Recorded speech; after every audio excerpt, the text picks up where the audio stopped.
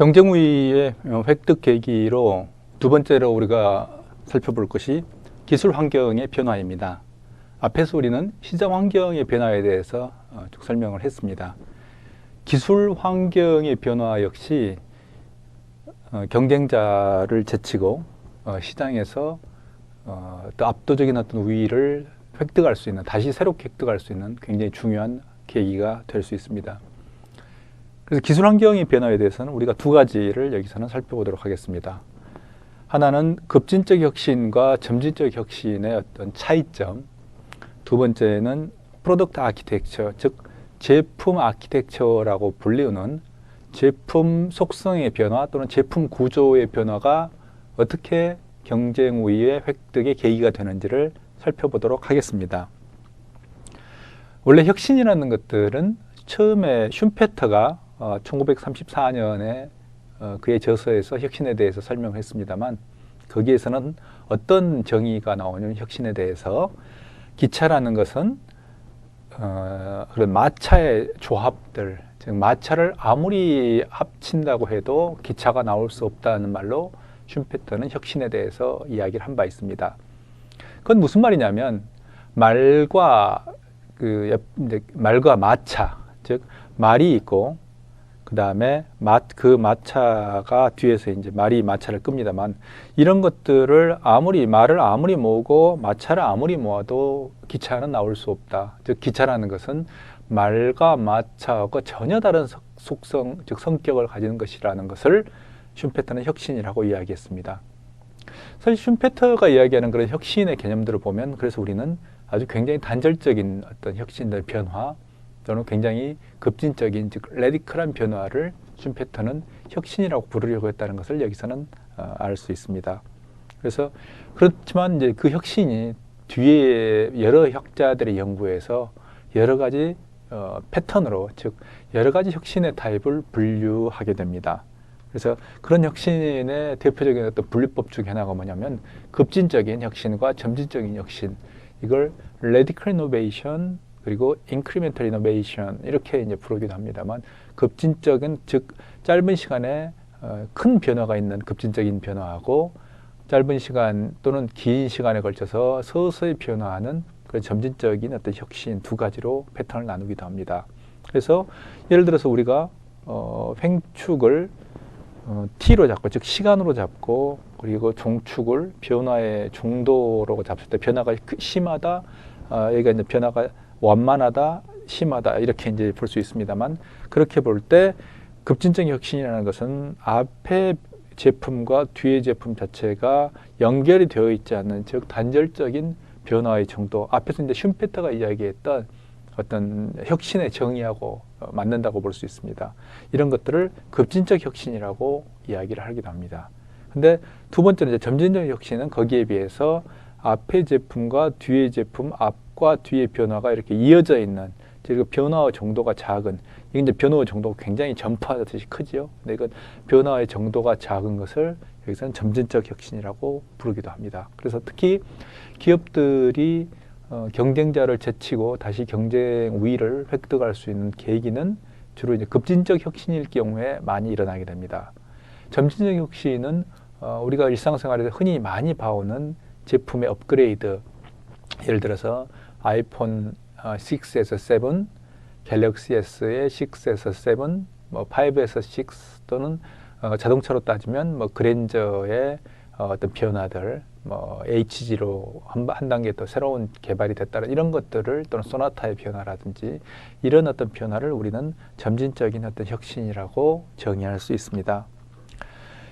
우리가 이제 급진적 혁신을 보면 이런 아주 굉장히 아주 레디컬한 이런 변화를 우리는 급진적인 혁신이라고 이야기를 하기도 합니다. 그래서 예를 들어 이게 이제 범선이죠. 이게 증기선입니다.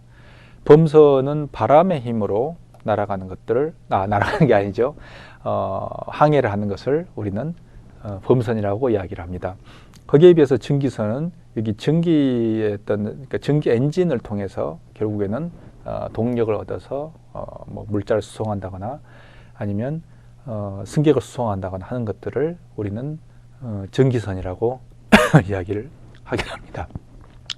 그런 점에서 볼 때 두 가지는 전혀 동력을 발생시키는 그런 원리가 전혀 다릅니다. 근데 굉장히 이제 재밌는 게 이게 결국에는 이제 범선을 만드는 회사는 전부 도산하고 실제로 이제 연구를 보면 이제 그게 나옵니다만 범선을 만드는 회사는 전기선이 등장하면서 전부 도산했다는 이제 그런 기록들이 나옵니다만 그럼에도 불구하고 굉장히 재밌는 사실은 처음에 범선이 이 전기선이 그러니까 범선 회사들은 전기선이 처음에 등장했을 때 범선을 개량해 가지고 전기선에 대항하려고 했다는 것입니다. 뭐 지금 생각하면 사실은 뭐 이게 말도 없는 어처구니 없는 코미디 같은 이야기입니다만 그 당시에 범선 회사들은 굉장히 심각하고 진지하게 전기선에 대항하려고 시도를 했었습니다. 그래서 예를 들어서 이런 돛의 개수를 늘리거나 예를 들면 이런 돛의 마스트죠. 이런 마스트 개수를 내리거나 해가지고 전기선을 실제로 바람을 풀로 받으면 실제로 전기선보다 범선이 훨씬 더 빨랐기 때문에 그 당시에는 이런 시도를 했었는데 마지막에 이런 어떤 돛을 많이 다는 과정에서 이 무게 중심을 못 잡는 경우가 생겨가지고 뭐 범선이 침몰했던 즉 바람이 불어올 때 침몰해서 많은 사상자를 냈던 사고 이후로 범선은 전기선에 대항하는 것을 포기하게 됩니다. 초기에 그래서 이런 어떤 케이스를 보면 초기에 혁신이 일어났을 때 기존의 시장 지배적 기업들은 이런 범선 회사들이 가지고 있는 행동 패턴을 그대로 보여줍니다. 그다이 그래서 이런 전략을 연구할 때 아주 재미있는 포인트입니다만 사람과 마찬가지로 기업도 동일한 상황에서는 동일한 행동의 패턴을 보여준다는 게 굉장히 재미있는 그런 사실입니다. 그래서 이런 두 가지의 점프를 범선에서 전기선으로 점프를 우리는 그런 급진적인 변화라고 이야기를 합니다. 또 하나 케이스가 뭐 비행기에서 볼 수 있습니다만 이건 뭐 프로펠러기고 이건 뭐 제트기입니다. 이건 뭐 다 아는 얘기고요.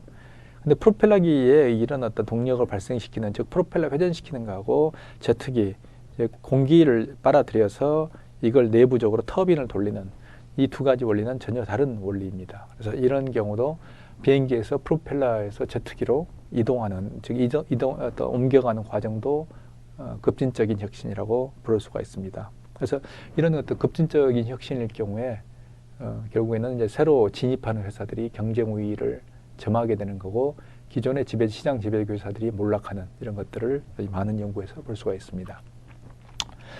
우리가 이제 최근에 이제 이런 현상들을 직접 이제 눈으로 보는 굉장히 우리는 이제 행운을 가지고 있습니다. 그래서 첫 번째가 이제 전기차에서 보이는 이제 테슬라입니다만 전기차는 이제 우리가 모두 알다시피 가솔린 엔진을 없애버리고 배터리로 이동하는 이런 어떤 것들을 이제 어떤 자동차에 있어서 지금 혁신, 즉 아주 급진적인 레디컬한 혁신으로 지금 볼 수 있습니다. 그래서 가솔린 엔진이 결국엔 전기차가 되면 기존의 현대차나 기아차, 뭐 토요타도 그렇습니다만 결국에는 가솔린 엔진 기술이라는 것 자체가 완전히 무용지물이 되고 특히 지금 자동차 회사들 같은 경우는 결국에는 절대적인 즉 조립 완성차 회사들 같은 경우에 절대적인 갑의 위치에 있습니다. 즉 부품 회사 1차 벤더, 2차 벤더, 3차 벤더와 같은 또 4차 벤더까지 뭐 내려옵니다만 더 이상도 있습니다만 그런 어떤 피라미드 구조의 하나의 뭐 계열화라고 이제 부릅니다만 그래서 완성차의 공급업체 즉 서플라이어 즉 벤더라고 불리우는 부품의 공급업체로부터 부품을 공급받아서 그걸 조립해서 파는 그래서 완성차 회사는 가장 핵심적인 엔진 기술은 가지고 있습니다. 그래서 엔진 기술은 아웃소싱하거나 공급받지 않죠. 그래서 자신들의 가장 핵심적 부품을 가지고 있는 상태에서 벤더들로부터 부품을 공급받아 가지고 제품을 이제 완성해서 파는 이런 어떤 기능을 가지고 있기 때문에 시장의 어떤 지배적 지위 그리고 벤더로부터 관계에 있어서 절대적인 어떤 갑의 위치에 놓여 있습니다만 이게 전기차라는 아주 급진적인 변화가 일어나게 되면 결국에는 시장에서 을의 위치로 전락하게 되는 가능성을 가지게 됩니다. 그래서 현재 테슬라 같은 경우도 배터리를 외부로부터 이걸 공급을 받고 있습니다만 그래서 일본 같은 경우에는 아마 파나소닉이나 이런 데서 좀 공급을 받는 것 같습니다만 결국에는 이런 어떤 전기차 같은 변화가 생기면 결국에는 자동차 회사들은 갑의 위치를 잃고 몰락할 수 있는 위기에 처하게 됩니다. 그래서 이런 테슬라의 전기차 위협에 대응하기 위해서 현대나 기아차 같은 경우도 이미 전기차를 생산을 하고 있습니다만 결국에는 여기에서 이제 자동차 회사들은 굉장히 심각한 이제 딜레마에 이제 빠지게 됩니다. 그래서 이런 어떤 현대차의 딜레마에 대해서는 우리가 이제 전략의 기능을 이야기했을 때도 이미 설명을 한 바 있습니다. 또 하나는 이제 게임이나 영상의 플랫폼이 바뀌고 있는 이것들을 볼 수 있습니다. 게임이나 영상입니다. 그래서 지금 이제 가상현실, 즉 VR이 중요한 어떤 플랫폼 그리고 콘텐츠 제작의 어떤 기술로 등장을 하고 있습니다만, 그렇게 될 경우, 즉 입체적인 화면을 가지고 또 입체적인 화면을 컨트롤하는 상황이 발생하게 되면 게임이나 영상 같은 경우도 굉장히 중요한 어떤 변화를 속에 빠져들게 됩니다. 그래서 예를 들면 게임 같은 경우는 기존의 모바일이라든지 기존의 이제 온라인 게임, 즉 PC 기반 온라인 게임, 그리고 또는 TV를 통해서 게임을 하는 어떤 콘솔 게임 자체가 입체적인 형태의 게임으로 바뀌기 때문에 전혀 다른 형태의 어떤 사용자 인터페이스를 가지게 됩니다. 그런 점에서 실제로 지금 현재 이제 아주 재밌는 현상으로 발생하고 있는 게, 콘솔 회사들이 온라인 게임에 대응에 늦어가지고 게임 시장에 온라인화된 게임 시장의 주도권을 잃어버렸습니다만, 이제는 다시 또 한 차원의 역전을 노리고 콘솔 회사들이 VR에 굉장히 적극적으로 뛰어드는 모습을 볼 수 있습니다. 그래서 소니도 그렇고, 예를 들어서 마이크로소프트, 엑스박스 같은 경우도 그렇습니다만, 마이크로소프트 같은 거는 홀로렌즈를 사용하는 게임이라든지 이런 것들을 적극적으로 개발하고 있습니다. 그래서 보면 반대로 이제 우리나라의 게임 회사들을 보면 온라인 게임, 즉 PC 기반의 온라인 게임과 모바일 기반의, 즉 스마트폰 기반의 게임, 이 두 가지 종류를 볼 때 우리나라 게임 회사들이 반대로 VR 기반의 게임에 굉장히 소극적으로 대응하는 것들을 볼 수 있습니다. 이런 걸 보면 한 세대를 건너뛰는, 즉 한 세대에서, 즉 콘솔에서 온라인 게임에 대응에 일본의 어떤 콘솔 회사라든지 엑스박스가 늦었고, 그리고 소극적으로 대응했는데, 온라인이라는 그 PC 기반의 플랫폼을 한 차원 더 뛰어넘어서 VR 기반으로 또 하나 이제 도전을 하는, 이 괴단이 어떤 재미있는, 어떻게 보면 굉장히 파라독스인데요. 이런 한 이노베이션에 혁신에 늦었을 때 그 다음 차원의 혁신에 적극적으로 대응하는 또 하나의 재미있는 현상을 볼 수 있습니다.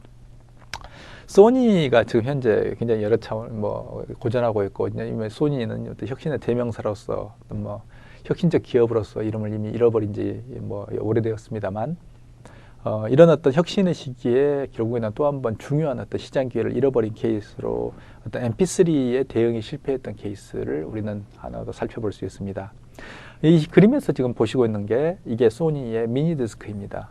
그래서 미니 디스크라는 것은 CD를 조금 더 작게 만드는, CD가 가지고 다니기 크기 때문에 불편하고, 그리고 CD 어떤 플레이어 자체도 주머니에 잘 들어가지 않는 이런 어떤 문제를 가지고 있기 때문에 소니는 미니 디스크, 즉 CD를 작게 만든 미니 디스크, 이게 이제 그 미니 디스크입니다만, 이걸 통해서 새로운, 그리고 용량도 1기가이기 때문에 굉장히 크죠. 그래서 이걸 통해서 어떤 음원 시장이죠. 음원 시장을 재편하려고 하는, 즉 워크맨의 신화를 다시 한번 재현하고자 하는 그런 시도를 했었습니다. 근데 유감스럽게도 MP3가 등장하면서 결국에는 미니 디스크는 시장에서 소멸하게 됐습니다. 우리나라에서나 글로벌 시장에서는 미니 디스크의 시장이 형성이 되지 않았습니다만, 일본에서는 미니 디스크가 MP3에 앞서서 하나의 시장을 형성하고 여러 전자 회사들이 미니 디스크를 생산하고 판매하는 이런 어떤 그래서 시장 자체가 일정한 정도 형성이 되었습니다. 그래서 반대로 미니 디스크에서 MP3 대응에 소니는 결국에는 미니 디스크에 올인을 했기 때문에 MP3의 대응에 실패했었고, 결국은 그것 때문에 소니의 음원 사업은 굉장한 타격을 받았고, 결국에는 마지막에는 미니 디스크 생산을 중단할 수밖에 없는 이런 상황까지 지금 이미 생산이 중단되어 있습니다만, 이런 우리에게 있어서는 또 재미있는 어떤 혁신에 있어 실패한 케이스를 볼 수가 있겠습니다.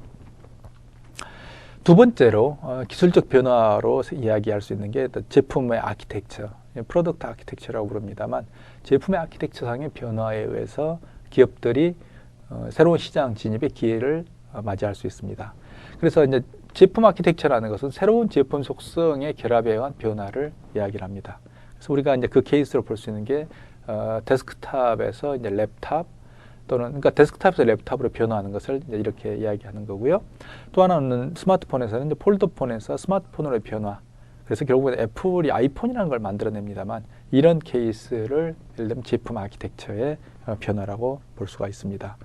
그래서 제품 아키텍처에서 우리가 이제 생각할 수 있는 것은, 먼저 데스크탑에서 랩탑의 변화를 보면, 데스크탑에서 가지고 있는 게 어떤 속성이냐면 정보 처리를 하는 기본 속성을 가지고 있는데, 여기 플러스 휴대성이라는 새로운 어떤 제품의 속성이 결합된 것이죠. 그래서 결국엔 데스크탑은 책상에 놓고 이동하지 않는다는 전제에서 쓰고 있는 것에 비해서 랩탑이라는 것은 이동을 전제로 한, 즉 사람들이 들고 다니고 언제 어디서나 펼쳐놓고 작업을 할 수 있는, 그리고 끝나면 다시 닫아서 이동시키는 이런 개념의 어떤 새로운 속성의 제품으로 볼 수 있었습니다. 근데 이걸 이제 세계 최초로 세계 시장을 지배하는 표준적인 어떤 제품을 내놓은 게 도시바였습니다만, 결국에는 도시바가 나오면서 기존의 어떤 데스크탑을 생산하고 있던 회사들이 굉장히 심각한 위기를 맞았던 적이 있습니다. 이런 점에서 새로운 어떤 속성의 제품이 나올 때 결국에는 기존의 기업들이 한번 크게 위협을 받는 이런 것들은 우리는 노트북 또는 컴퓨터 시장입니다. 퍼스널 컴퓨터, PC이죠. PC 시장에서도 우리는 볼 수가 있겠습니다. 스마트폰 경우도 그렇습니다. 그래서 애플의 아이폰이 등장하면서 이제 폴더폰으로 세계 시장을 지배하고 있던 삼성전자하고 LG전자가 굉장히 큰 위기를 맞이했습니다만, 그걸 이제 삼성전자는 잘 위기를 극복을 했습니다만, 여기서 보는 이제 LG전자 같은 경우는 이런 어떤 위기에 제대로 대응하지 못해가지고 결국에는 크나큰 실패를 맛보았던 것들을 우리는 대표적인 하나의 또 사례로 이야기할 수 있겠습니다. 그래서 LG전자가 스마트폰이라는 새로운 어떤 아키텍처의, 즉 이건 이제 휴대용 전화, 즉 모바일이라고 하는 모바일 기기에 있어서 그러니까 즉 이제 휴대용 전화라고 하는 그 내에서의 이제 아키텍처의 변화입니다만, 이 LG전자 같은 경우 그걸 이제 아이폰이 처음에 이제 돌풍을 일으켰을 때 어떻게 평가를 했냐면 차사성의 태풍으로 판단을 했습니다. 그래서 이게 이제 어떤 컨설팅 회사가 이런 이런 식의 어떤 보고서를 썼고 LG전자 그걸 그대로 이제 받아들였다고 그래서 굉장히 또 시장에서 한번 화제가 됐던, 그 컨설팅 회사가 어디냐라고 해서 이제 화제가 됐던 적이 있습니다만, 결국에 어쨌든 애플의 이런 아이폰에 대해서 LG전자는 가치가 없다. 그래서 결국에는 폴더폰을 결국에는 강 중심으로 계속 나가야 된다라고 이제 생각을 했던 거고, 실제로 이제 그렇게 생각할 수밖에 없었던 게, LG가 폴더폰 시장에서 2009년에 어떤 1억 대를 판매했고 세계 시장 점유율 10%를 달성했습니다. 그러니까 세계 3대 그 폴더폰에서 세계 3대 메이커로 그 당시에 2009년에 이야기했던 게, 결국에는 수치로 나왔던 게 뭐냐면 노키아, 삼성전자, 그리고 LG전자 세 회사가 결국에는 폴더폰에 있어서의 강자였습니다. 3대 강자였던 거죠. 근데 거기에 대해서 애플이 아이폰을 내면서 실제로 시장의 아키텍처, 즉 제품 구조의 변화를 통해서 결국에는 이제 스마트폰이 뭐냐면 기존의 전화 기능 플러스 인터넷 디바이스, 즉 인터넷 기능, 검색도 되고, 즉 인터넷 기능을 할 수 있는 컴퓨터의 기능을 일부러 흡수해버린 거거든요. 그런데 거기에서 LG전자는 이 자체를 기존의 어떤 제품, 즉 폴더폰에서 압도적인 경쟁력을 가지고 있었기 때문에 폴더폰을 강화하는, 그래서 그 전에 이제 LG전자가 가지고 있었던 무슨 초콜릿폰 이런 게 나왔습니다만, 프라다폰 이런 걸 나왔는데 그걸 훨씬 더 강화하는, 기존의 폴더폰의 기능과 즉 폴더폰의 성능을 강화하는 전략을 취해서 결국에는 애플의 아이폰에 대항하려고 했던 그런 시도를 했다는 거죠. 이걸 이제 우리가 조금 더 과장해서 아까 처음에 더 이야기를 했던 범선과 전기선, 이거 조금 이제 여기까지 이제 비유하기는 좀 그렇습니다만, 두 개가처럼 이제 그 정도의 이제 변화는 아니기 때문에 그렇습니다만, 기존의 제품을 가지고 새로운 제품에 저항하려고 했던, 즉 대항하려고 했던 시도는 대단히 이제 동일한 패턴을 보인다는 점이 아주 흥미롭습니다. 그래서 1억대 판매를 달성했고 점유율 10%, 그래서 세계 3대 스마트폰이 아니죠. 즉 휴대폰의 시장을 점유할 수 있었습니다만, 결국에는 지금 현재 보면 2009년부터 한 7년 정도가 지났습니다만, 지금 보면 결국에는 어떻게 됐습니까? 2016년 올해 예측이 1조의 손실입니다. 그래서 현재 이 상황을 보게 되면 결국에는 2006년에 올해 이제 4분기까지 추정치를 보면 4천억, 2천억 이런 어떤 추정치를, 우리가 손실의 추정치를 보고 있습니다. 이게 이제 MC 사업본부가 휴대폰에 대한 사업본부입니다. 휴대폰 관리하고 있는 사업본부입니다만, 결국에는 올해 예상이 이제 1조가 넘는 이 휴대폰 사업부 자체만으로 1조가 넘는 어떤 손실을 입을 가능성이 있고, 2015년 스마트폰 업체의 어떤 시장 점유율을 보게 되면 1위가 삼성이고 2위가 애플이고, 그 다음에 쭉 내려와서 3위가 화웨이, 4위가 레노버, 5위가 샤오미, 뭐 쭉 내려와서 뭐 한 6위 정도 되나요? 뭐 LG가 한 4.4%, 뭐 시장 점유율이 5%도 되지 않는 이런 상태의 어떤 시장 점유율을 보이고 있기 때문에 특히 1위, 2위 업체하고 너무나 차이가 격차가 많이 나고 지금 1조의 손실을 예상하고 있기 때문에 이런 경우에 이제 LG전자가 어떻게 해야 되는가? 뭐 LG전자 우리가 전략적으로 보면 아주 심플하죠. 첫 번째 아주 너무나 간단한 거 철수한다. 스마트폰 사업에 철수한다. 두 번째는 스마트폰 사업에서 이제 원가 전략으로 이제 다음 이제 잘 살펴볼 게 원가 전략입니다만 원가 우위 전략으로 이제 가게 된다라는 여기 이제 바로 나옵니다. 원가 우위 전략이 이제 이런 선택이 아마 놓이게 될 것 같습니다. 그래서 그럼에도 불구하고 이제 LG전자가 또 LG전자의 전략에서 아주 흥미로운 것은 새로운 어떤 아키텍처의 변화. 한번 아키텍처 아까 이제 우리는 소니의 그런 그 케이스 그 게임기에 플레이스테이션 게임기에서 콘솔은 이노베이션에 한 단계 늦었지만 그 다음 단계에 빠르게 대응하려고 한다라고 말씀을 드렸습니다만 여기에서도 LG전자는 동일한 그런 행동의 패턴을 보이게 됩니다. 그래서 LG전자는 스마트폰의 아키텍처 혁신을 위해서 계속 시도를 하고 있습니다. 그래서 그 전에 이제 뭐 V10인가요? 거기에서 시도하려고 했던 게 스마트폰의 뭐 모듈화라든지 V20에 살려고 하는 게 또 하나의 어떤 음질, 즉 스피커의 기능이라든지 어떤 플레이 기능을 굉장히 고급화시켜 가지고 또 한 번의 그런 기능을 어떤 전면에 앞세우고 하려는 그런 시도를 하고 있습니다만 이것은 이제 스마트폰 시장이 지금 성숙기로 가고 있는 것을 또 한 번의 초기 단계로 자꾸 되돌리려고 하는 그런 시도라고 지금 볼 수 있습니다. 그게 잘 뭐 되지는 않을 거라고 지금 생각을 합니다만 다음 이제 그 문제를 이제 코스트 전략을 보면서 생각을 좀 해보도록 하겠습니다.